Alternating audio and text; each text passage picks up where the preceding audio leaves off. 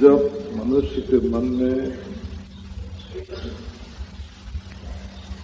किसी लक्ष्य की प्राप्ति की इच्छा होती है तो उसके लिए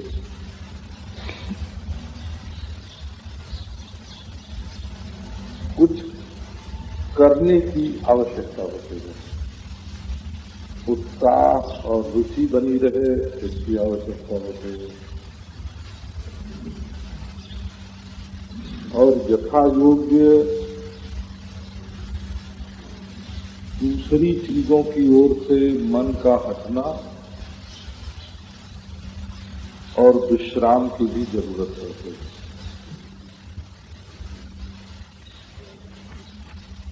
तो जब मन में लक्ष्य प्राप्ति का संकल्प उदय हो तो इन तीनों बातों पर ध्यान देना आवश्यक है।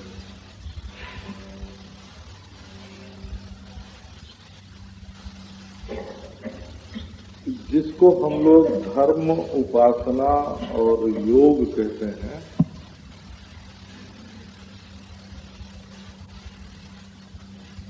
इनको वेदांत में परंपरा साधन के नाम से कहा गया है। वेदांत में, वेदांत ज्ञान में परंपरा साधन है, क्योंकि यदि मनुष्य दुर्वासना के वश में हो करके और बुरे बुरे काम करता रहे, बुरे बुरे भोग भोगता रहे और अनियंत्रित प्रवृत्तियां जो उसके जीवन में हैं वो बनी रहे, तो वो कर्म की चिंता से और भोग की चिंता से इतना ग्रस्त रहेगा कि परमेश्वर के बारे में सोच विचार करने का उसको मौका ही नहीं मिलेगा। हम बड़े बड़े कर्मियों और भोगियों के जीवन के बारे में जानते हैं। वो बड़े बड़े कल कारखाने बना सकते हैं, उसके बारे में बहुत सोच सकते हैं, परंतु परमेश्वर की सत्ता महत्ता के बारे में उनकी बुद्धि किंचित भी प्रवेश नहीं करती।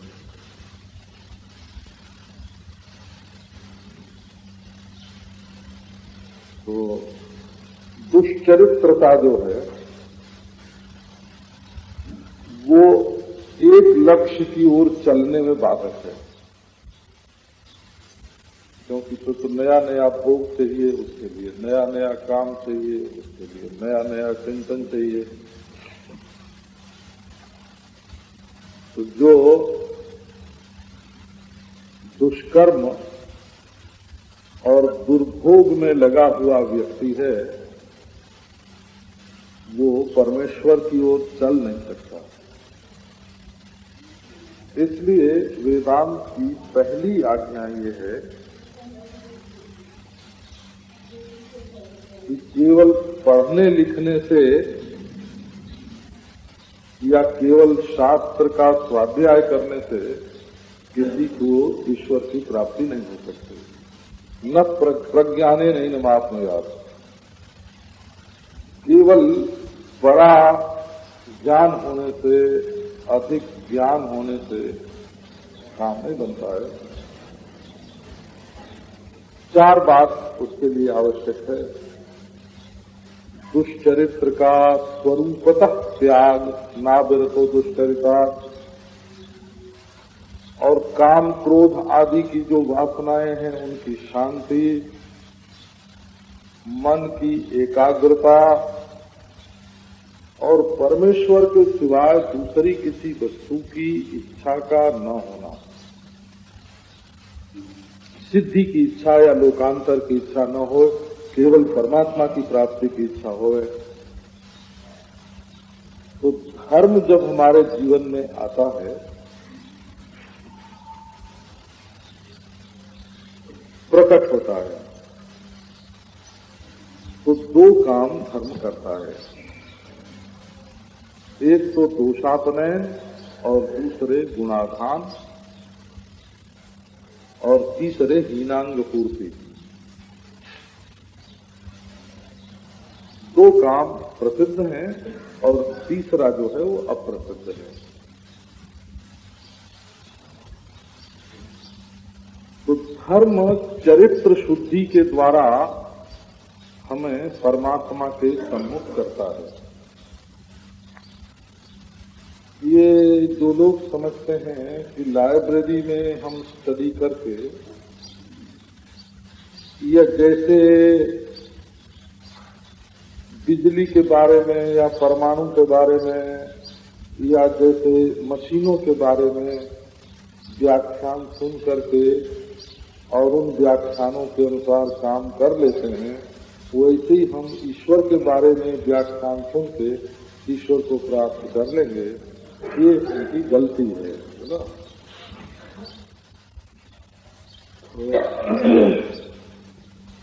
इसके लिए जीवन में जो वासनाओं को न रोक सकने के कारण जो बुराइयां हैं, उन बुराइयों का परित्याग करना आवश्यक है। तो धर्म सीधे परमेश्वर की प्राप्ति का साधन नहीं है, चरित्र शुद्धि के द्वारा परमात्मा की प्राप्ति का साधन है। हम जो पाना चाहते हैं उसके लिए कुछ करने को भी राजी हैं कि नहीं, कुछ छोड़ने को भी राजी हैं कि नहीं।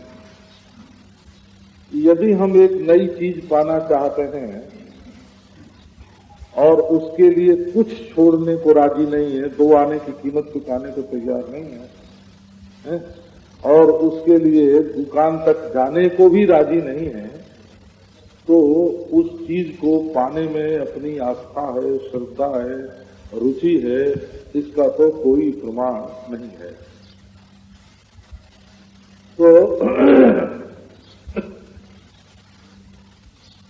बोले भाई देखो, तुम ईश्वर को तो प्राप्त कर सकते हो, लेकिन बाएं वाले रास्ते से मत जाना। उसने कहा महाराज हम तो बाएं वाले रास्ते से चलेंगे, ईश्वर मिलना हो तो इधर मिले और न मिलना हो तो मत मिले, है ना। तो इसका मतलब ये हुआ कि ईश्वर प्राप्ति की इच्छा अपने मन में नहीं है, वो केवल वाचिक वचन मात्र की इच्छा है, वास्तविक इच्छा नहीं है। तो धर्म जो है वो एक तो चरित्र में शुद्धि लाता है, माने पाप वासना के अनुसार कर्म नहीं होवे, पुण्य वासना के अनुसार कर्म होवे, और मन में ईश्वर की प्राप्ति के लिए उत्साह जगे, ये धर्म करता है। अब आगे उपासना की बात है। उपासना क्या है कि उपासना एक प्रकार की ईश्वर विषयक वासना है। धर्म जरा बहिरंग है और उपासना अंतरंग है। और धर्म क्रिया प्रधान है और उपासना भाव प्रधान है। अपने मन में वो आकृति आवे जिसको हम ईश्वर रूप मानते हैं। इसमें निराकार साकार का कोई प्रसंग नहीं है। वो राम है कि कृष्ण है, विष्णु है कि शिव है, देवी है कि गणेश है, कि गुरु है कि पति है, इससे कोई प्रयोजन नहीं है। निराकार है कि साकार है, प्रयोजन ये है कि हमारी वृत्ति और विषयों का परित्याग करके एक आकार को ग्रहण करती है कि नहीं करती है। तो उपासना जो है ये एकाग्रता के द्वारा ईश्वर की प्राप्ति की ओर ले चलती है, क्योंकि मन में यदि वासनाएं बहुत होवें तो ईश्वर के मार्ग में चल नहीं सकते। तो चरित्र शुद्धि के द्वारा धर्म और एकाग्रता के द्वारा उपासना, और जो योगाभ्यास है वो अभान के द्वारा ईश्वर की ओर ले चलता है। योगाभ्यास तो करेंगे, आसन से बैठेंगे, प्राणायाम करेंगे, नेत्र को स्थिर करेंगे, मनोवृत्ति को एकाग्र करेंगे और अंततो गत्वा प्रपंच का अभान हो जाएगा। और बोले इस अभान को हम देख रहे हैं। तो योगाभ्यास जो है वो प्रपंच का अभान कर देता है, मिटा देता है।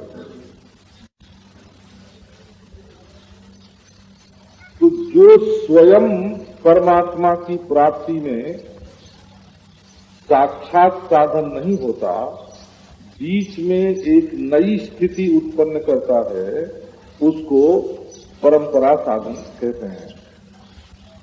परंपरा साधन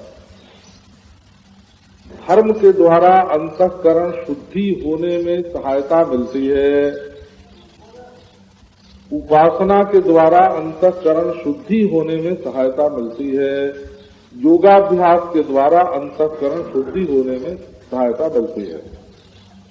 तो ये जो चित्त में अभान की स्थिति है, इसमें दो बात निश्चित होती है।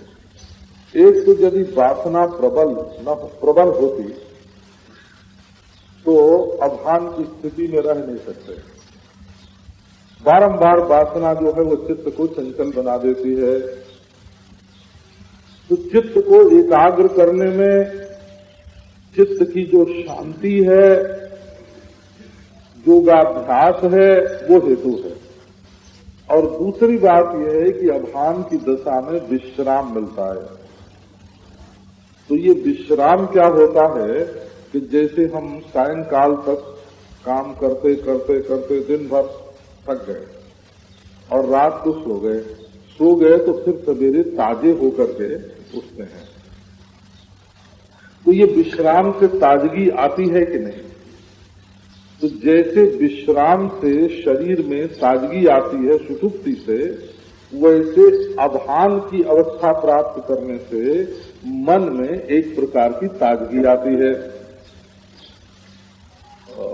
मैं कानपुर में भागवत का सप्ताह कर रहा था जयपुरिया जी के यहाँ, तो बहुत पीछे रह गया तो बड़ा परिश्रम पड़ा। तो परिश्रम में ये स्थिति होती थी कि रात को बिल्कुल बोलना बंद हो जाता था। माने एक शब्द भी, हम टेलीफोन पर बात नहीं कर सकते थे, एक शब्द भी गले से निकलता ही नहीं था। लेकिन जब रात को सो जाता और प्रातः काल जाके फिर गद्दी पर बैठता, तो जैसे कल बोलता था वैसे ही आज बोलने लगता। तो विश्राम में से बड़ी शक्ति प्राप्त होती है। जो अपने मन को शांत रख सकते हैं, उनके जीवन में शक्ति का उदय होता है। तो शक्ति और सिद्धि और विचार की शक्ति आती है। शक्ति दो प्रकार की होती है, एक विचार की शक्ति और एक क्रिया की शक्ति। ये दोनों अभान दशा में उत्पन्न होते हैं। अच्छा, तो चित्त शांत हो गया और हम दृष्टा या साक्षी के रूप में बैठे हुए हैं। ये भी परंपराई साधन है।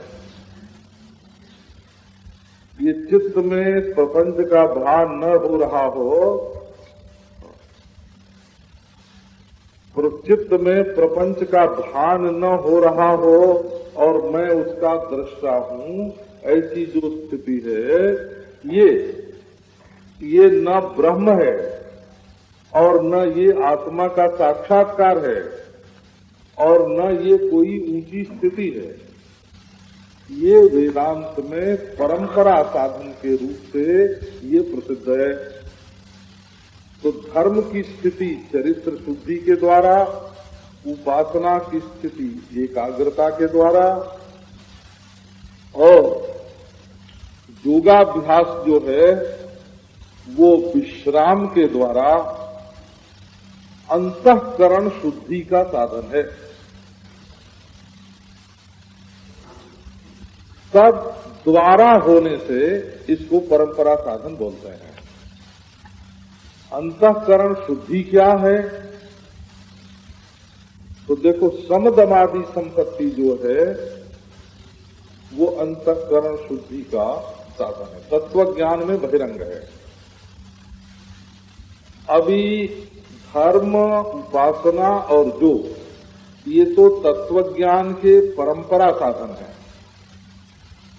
और शमदमादि संपत्ति जो है ये बहिरंग साधन है।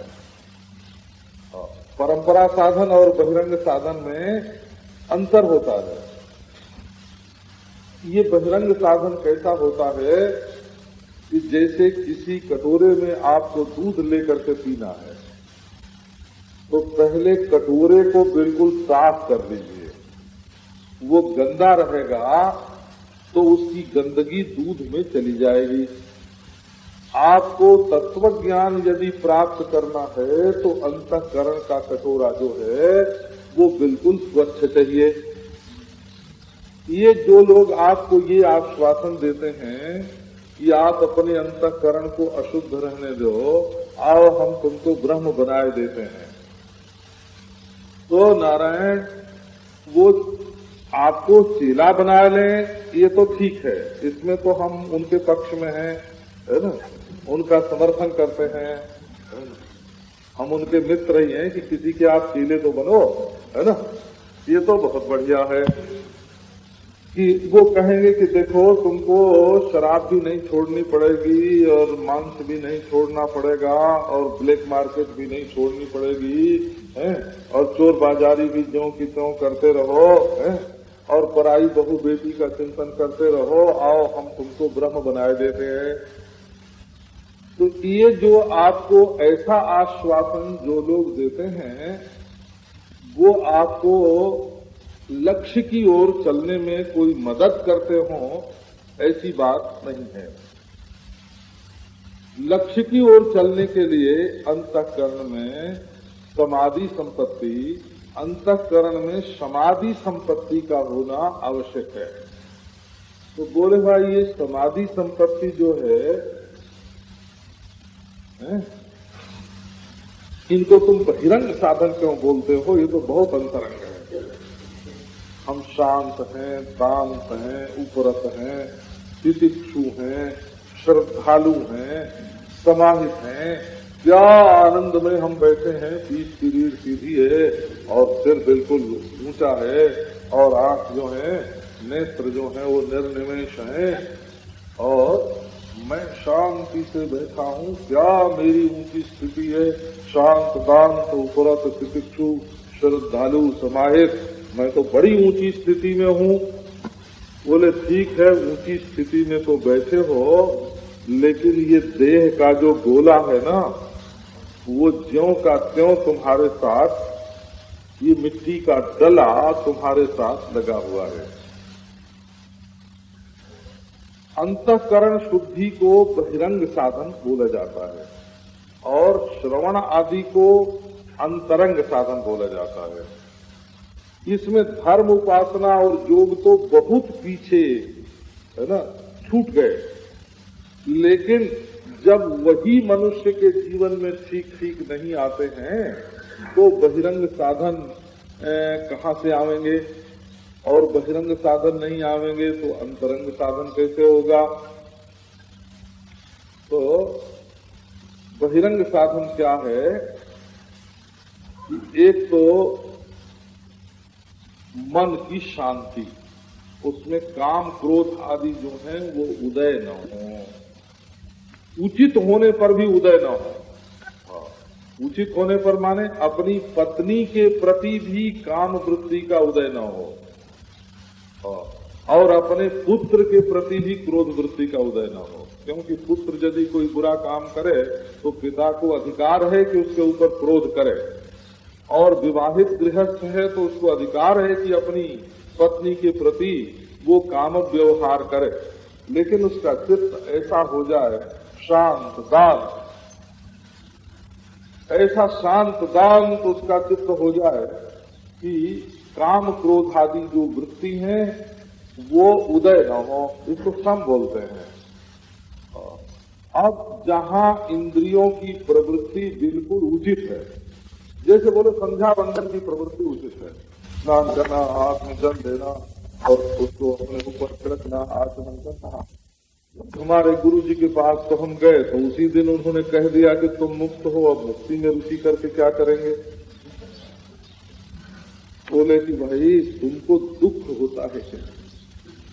तो बोले कि महाराज मनुष्य का शरीर है तो इसमें दुख तो होता ही जाता रहता है। पाप वासना आती है कि नहीं? आती है महाराज।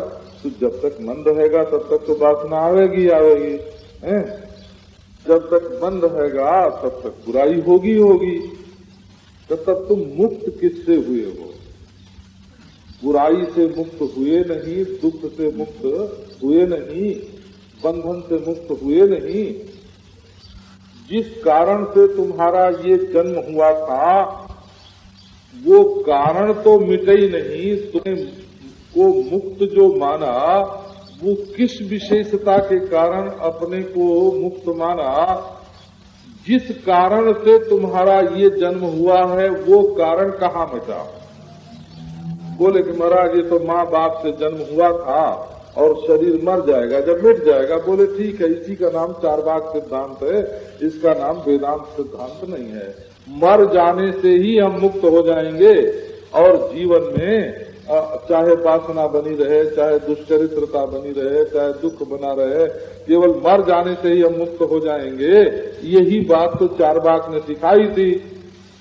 तो तुमने अच्छा वेदांत का स्वाध्याय किया। कभी वेदांत के स्वाध्याय का अभिप्राय ये तो नहीं होता है कि मृत्यु से मुक्ति होती है, दुख से छूटे नहीं, पाप वासना से छूटे नहीं, अभिमान से छूटे नहीं, मान अपमान से छूटे नहीं, अज्ञान से छूटे नहीं। बोले ये सब तो जब तक जीवन रहेगा तब तक होता रहेगा और मर जाएंगे तो मुक्त हो जाएंगे। तो ये तुम्हारा चार्वाक सिद्धांत में प्रवेश हुआ कि वेदांत सिद्धांत में प्रवेश हुआ? अच्छा, अब इससे आगे तो मुमुक्षा जागृत होनी चाहिए कि हम दुख से छूटे, हम वासना से छूटे, हम दुष्कर्म से छूटे, हम दुरभिमान से छूटे, हम अज्ञान से छूटे। इस प्रकार की जो जीवन में दुख है उनसे छूटने की तीव्र इच्छा हो, मुमुक्षा हो। अब अंतरंग साधन का वर्णन करते हैं। तो ये बहिरंग और अंतरंग में भेद क्या है? बहिरंग और अंतरंग में भेद ये है कि बहिरंग साधन जो होता है वो तो अंतःकरण को शुद्ध करता है कि आपको लक्ष्य भेद करना है। तो एक तो बंदूक की नली हुई, उसमें गोली हुई, और एक वृक्ष पर लक्ष्य हुआ, दीवार पर लक्ष्य हुआ। तो बंदूक की नली जैसे साफ की जाती है कि जब हम गोली मारें तो गोली इसमें अटकी हुई न रह जाए, है ना, गोली चलने में कोई बाधा न पड़े, इसके लिए तो बंदूक की नली साफ की जाती है। लेकिन लक्ष्य भेद कैसे होता है कि जब गोली जा करके सीधे लक्ष्य पर दृष्टि होती है, लक्ष्य की पहचान। तो लक्ष्य की पहचान जो है वो तो अंतरंग साधन है, लक्ष्य की पहचान। और बंदूक की नली का जो शोधन है उसका नाम बहिरंग साधन है। तो सम दम उपरति तितिक्षा श्रद्धा समाधान, ये अंतःकरण रूप जो बंदूक की नली है उसका शोधन है। और श्रवण मनन निधि ध्यान जो है ये तत्पदार्थ कैसा और त्वम पदार्थ कैसा, ये वेदांत के द्वारा श्रवण करना और उसका मनन करना और उसका निधिध्यासन करना, ये तीनों क्या है कि ये तीनों अंतरंग साधन है। अंतरंग साधन है माने लक्ष्य की पहचान कराने वाले हैं। बंदूक की नली को साफ कराने वाले साधन समदमादि हैं और लक्ष्य की पहचान कराने वाले साधन जो हैं वो श्रवण मनन आदि हैं। अब एक बार आपको फिर से लौट के सुनाते हैं। क्या एक बात ये ध्यान में रहनी चाहिए कि वस्तु जो होती है, सिद्ध वस्तु, वो प्रमाण से देखने में आती है। माने जैसे शब्द है कि नहीं, ये श्रोत्र प्रमाण से ये बात मालूम पड़ेगी यहाँ कोई आवाज हो रही है कि नहीं।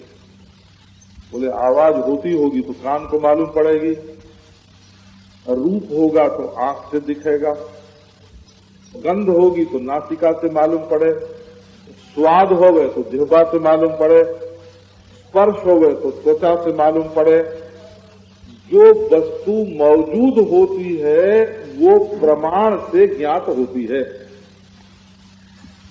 अब सबसे बड़ी कठिनाई ये है कि जिसको हम लोग ईश्वर बोलते हैं, जिसके बारे में आपने श्रवण किया है, वो किसी एक इंद्रिय के द्वारा पूरा पूरा देखा नहीं जा सकता।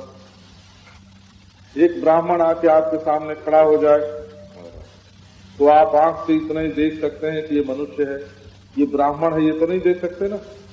तो ये विद्वान है, ये नहीं देख सकते। कई इसके अंतःकरण में सद्भावना है, ये नहीं देख सकते। तो आंख तो केवल सकल सूरत को दिखाती है। सकल सूरत के भीतर जो सद्गुण है, जो सद्ज्ञान है, जो सद्भाव है, वो तो आप आंख से नहीं देख सकते। इसलिए ईश्वर भी यदि आपको केवल छू जाए, केवल आंख से दिख जाए या केवल नाक से सूंघा जाए, तो उसके भीतर का जो रहस्य है, उस रूप के भीतर का जो रहस्य है, उसको तो आप आंख से नहीं पहचान सकते, नाक से नहीं सूंघ सकते, जीभ से नहीं चाट सकते, क्योंकि इन इंद्रियों में इतना सामर्थ्य ही नहीं है। ये संसार ही को पूरा नहीं दिखाते हैं।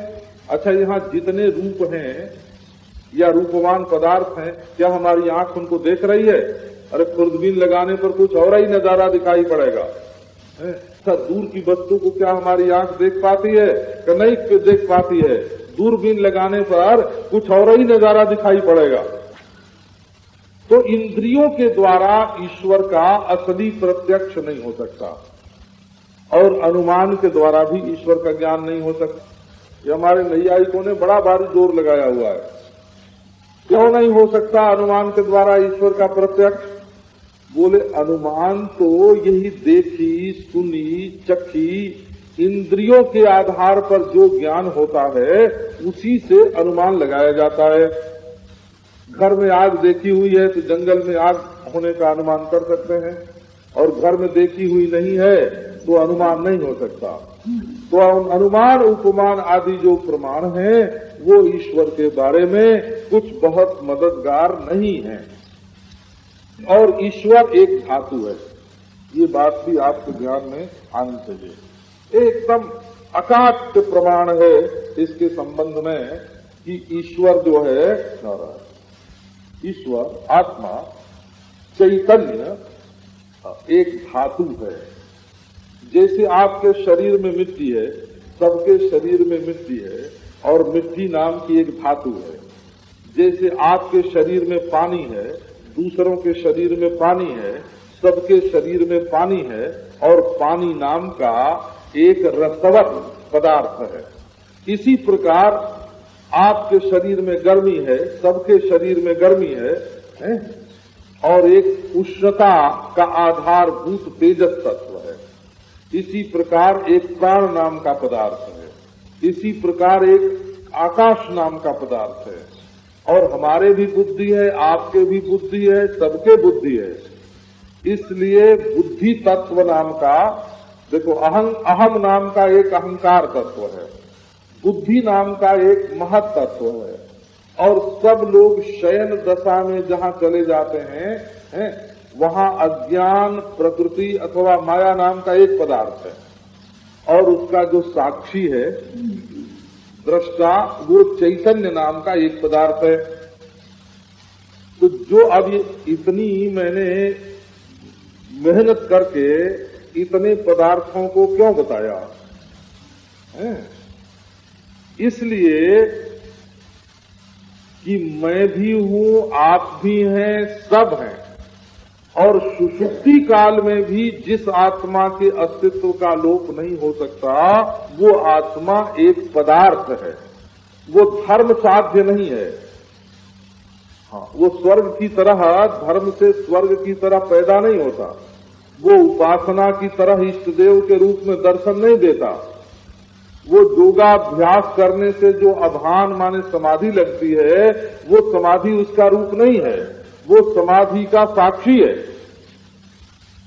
तो और सब पदार्थ देखो, मिट्टी, पानी, आग, हवा और आकाश, इनको हम इंद्रियों के द्वारा जानते हैं?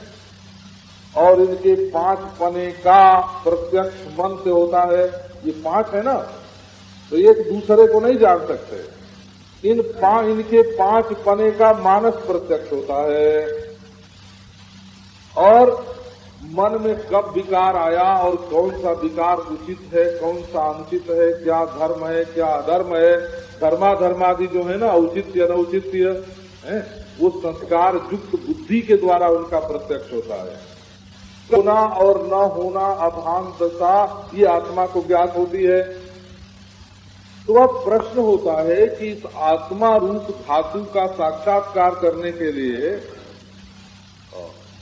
हमारी भी सुषुप्ति में आत्मा है, तुम्हारी सुषुप्ति में भी आत्मा रहता है और सबकी सुषुप्ति में आत्मा रहता है। तो वो जो आत्मा नाम का चैतन्य धातु है, उसका क्या स्वरूप है? सुषुप्ति काल में जब अभान हो जाता है, तब प्रमाण और प्रमेय का व्यवहार बिल्कुल नहीं रहता। न वहां घट रहता है और न तो घट को देखने वाली आंख रहती है, और न तो ये घट हमारा प्यारा है ये कहने वाली मनोवृत्ति रहती है। तो मनोवृत्ति का भी लोप हो गया, आंख का भी लोप हो गया, घड़े का भी लोप हो गया। उस अभान दशा में भी उस अभान दशा को देखने वाला जो आत्मा है, चैतन्य धातु, उसका क्या स्वरूप है? बोले वो तो बिल्कुल अंतर्देश में रहता है। अरे भाई, बहिर्देश और अंतर्देश दोनों का तो अभान हो गया, वहां वो अंतर्देश में कैसे रहेगा? बोले वो कारण में रहता है, कार्य में नहीं। तो बोले अभान दशा में कार्य और कारण दोनों की अब प्रतीति हो गई है, तब वो कारण दशा में रहता है, ये बात कैसे कहते हैं? अरे भाई, वो सृष्टि शुरू होने के पहले था और बाद में रहेगा, कि ये बात नारायण काल का तो भान, अभान दशा में काल का भान तो होता ही नहीं है।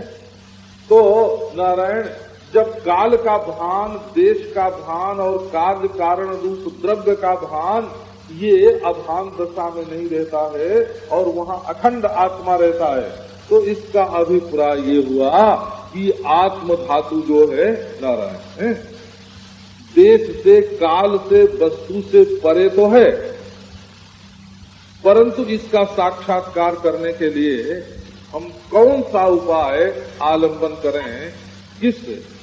किस उपाय से, किस युक्ति से, किस प्रमाण से हम इस आत्मा को जाने? बोले प्रमाणों की गति तो सुषुप्ति के बाद है ही नहीं, सुषुप्ति में ही नहीं है प्रमाणों की गति। तो प्रमेय का जो बीज है, खट पट मठ आदि का जो बीज है, उसको बोलते हैं सर्वशक्तिमान, और संपूर्ण प्रमाणों का जो बीज है उसको बोलते हैं सर्वज्ञ।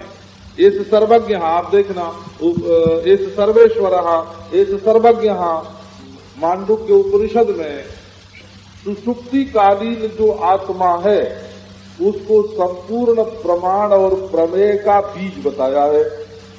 संपूर्ण प्रमाण, आंख भी उसी में समा जाती है, कान भी उसी में समा जाता है, नाक और जीभ भी उसी में समा जाती है, मन और बुद्धि भी उसी में समा जाती है। तो सारे प्रमाण उसमें समा जाते हैं और सारे प्रमेय जो घटपट आदि पदार्थ हैं वो भी उसी में समा जाते हैं। तो सर्व की शक्ति और सर्व का ज्ञान दोनों को लेकर जब सुषुप्ति काल में आत्मदेव शांत होते हैं, तो वो जो आत्म धातु है वहाँ साक्षी के रूप में, सुषुप्ति किससे सिद्ध हुई? बोले आत्मा से सिद्ध हुई। स्वप्न किससे सिद्ध हुआ? सुषुप्ति से सिद्ध हुआ। और जागृत कहाँ से सिद्ध हुई? सुषुप्ति और स्वप्न से सिद्ध हुई। और ये प्रमाण और प्रमेय का व्यवहार जागृत काल में यावत चल रहा है। तो ऐसी स्थिति में अब ये देखने की चीज है नारायण कि वो वस्तु जो है, जो चैतन्य धातु है, चैतन्य धातु, वो जीव रूप से कोई खंड है कि वो पांच भौतिक विकार की ही एक कोई अवस्था है। चार बात कहते हैं कि पांच भौतिक विकार की ही एक वो अवस्था है जो सुषुप्ति में रहकर सुषुप्ति की साक्षिणी है। जब पंच भौतिक शरीर, पांच भौतिक शरीर जब मिट जाएगा तब वो आत्म चैतन्य भी मिट जाएगा। अब ये प्रश्न है कि ये जो आत्म धातु सबके शरीर में एक सरीकी है, ये देश काल वस्तु से खंडित है कि नहीं? क्या ये देश काल वस्तु का अभाव रूप है अथवा देश काल वस्तु का अधिष्ठान है? आप इसको खेल मेल की बात नहीं समझें, गंभीरता से इस पर विचार करें। ये जो हमको मालूम पड़ता है कि प्रेम कुटी छोटी सी जगह है और मेरिन ड्राइव बड़ी सी जगह है, ये जो छोटी जगह और बड़ी जगह ये दोनों मालूम पड़ती हैं, ये सुषुप्ति में न छोटी जगह मालूम पड़ती है न बड़ी जगह मालूम पड़ती है। इसलिए आत्मा न छोटा है न बड़ा है, क्योंकि छोटापना और बड़ापना ये तो देश की कल्पना से युक्त होता है और सुषुप्ति में देश की कल्पना नहीं रहती है, तो आत्मा छोटा होगा कि बड़ा होगा? ऐसा बोले भाई 500 बरस एक मकान रहता है और 100 बरस एक मकान रहता है, एक की उम्र बड़ी है और एक की उम्र छोटी है, एक की उम्र लंबी और एक की छोटी। बोले ये लंबी उम्र और छोटी उम्र ये दोनों काल में होती है और सुषुप्ति में काल का अभान हो जाता है। तो आत्मा की उम्र लंबी की छोटी? बोले उसमें उम्र ही नहीं है, लंबी छोटी का सवाल क्या, उसमें तो उम्र ही नहीं है। और वो छोटा की बड़ा? का वो न छोटा है न बड़ा है। का अच्छा वो कार्य की कारण, वो स्थूल की सूक्ष्म। बोले अभान दशा में न कार्य न कारण न स्थूल न सूक्ष्म, तब आत्मा के साथ इस वस्तु का संयोग कैसे होगा? तो ऐसी स्थिति में अब का अच्छा लो फिर आत्मा क्या है, किस प्रमाण से बतावें तुमको? बोले हम चुटकुले कह के तुमको समझा देते हैं कि आत्मा कैसा, से भी तो अनुभव के आधार पर, अनुभव्य वस्तु के आधार पर चुटकुले बनते हैं। वेदांत का कहना है हेतु दृष्टांत वर्जिता। ये जो आत्म तत्व है इसमें कोई दृष्टांत नहीं लगता है, इसमें कोई हेतु नहीं लगता है। विज्ञान से सिद्ध जो पदार्थ है वो तो इंद्रियक पदार्थ है। ये जो आत्म वस्तु है, आत्मा न छोटा है न बड़ा है, आत्मा न बाहर है न भीतर है, बाहर भीतर दोनों की कल्पना का अधिष्ठान है, छोटा बड़ा दोनों की कल्पना का अधिष्ठान है। उसमें छोटापन बड़ापन नहीं, बाहर और भीतर नहीं, उसमें नित्यता अनित्यता नहीं, उसमें लंबाई चौड़ाई नहीं। नारायण फिर आत्मा ऐसा जो मालूम पड़ता, अनात्मा तो अनादि और नित्य है, अनंत है। तो ये कल्पना है, कल्पना। तो आत्मा तो सब जगह भरा हुआ है ना। ये आत्मा के बारे में तुम्हारे मन की एक कल्पना है कि आत्मा सब जगह भरा हुआ है। आत्मा तो सर्व है, तो भाई तुम्हारा मन सबको देखता है, इसकी कल्पना बैठी हुई है, इसके साथ तुमने बैठा दिया, एक कल्पना कर ली कि आत्मा सर्व है। न सर्व है, न अल्प है, न नित्य है, न अनित्य है, न अंतर है, न बहिर है, न बड़ा है, न छोटा है, न भान है, न अभान है। क्योंकि अभान दशा अज्ञान की है और भान दशा वृत्ति की है। तो वो वृत्ति है न वृत्ति का बीज है। ऐसा जो अखंड आत्म तत्व है उसको हम, जैसे पृथ्वी को हम पहचानते हैं इंद्रियों के द्वारा, जल को पहचानते हैं इंद्रियों के द्वारा, अग्नि को पहचानते हैं इंद्रियों के द्वारा, वैसे हम इस परमात्मा को इंद्रियों के द्वारा कैसे पहचाने? सवाल है। किसी की इंद्रिय, किसी का मन, किसी की बुद्धि अद्वितीय वस्तु को कैसे पहचानेगी? तो इसी से शास्त्र में आप न तत्र चक्षुर गच्छति, न बाघ गच्छति, न मनो गच्छति, इसी से वेदांत कहता है बाबा वहाँ इन सबकी गति नहीं है।